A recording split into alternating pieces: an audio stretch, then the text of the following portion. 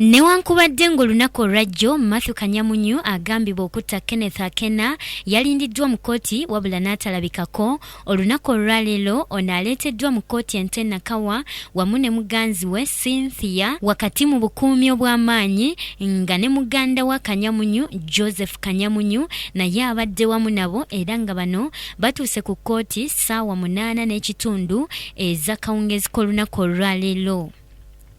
Oluvannyuma basimbiddwa mu maaso g'omulamuzi ow'eddaala erisooka Nobert Sajjabbi era n'abasomera omusango gw'obutemu.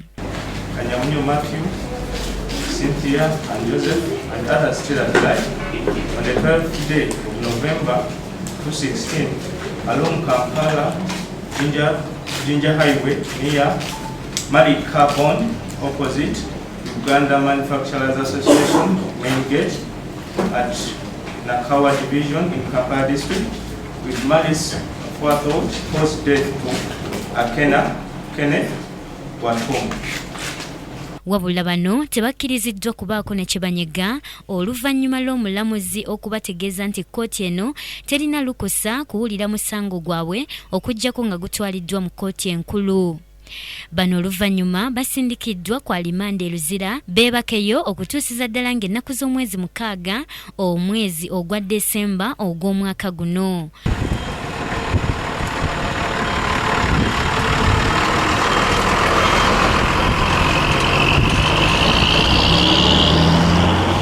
Matthew Kanyamunyu ne muganzi we Cynthia enzaara ya Burundi bavunaanibwa omusango gw'okukuba Kenneth Akena amasasi agaamujja mu budde oluvannyuma lw'okukalabula mmotoka ye nga bino byonna byaliwo ng'ennaku z'omwezi 12 omwezi gwa Museenene gwe tulimu e Lugogo. Bikusakiddwa e Kak Ronald, Kingdom TV amalindirire.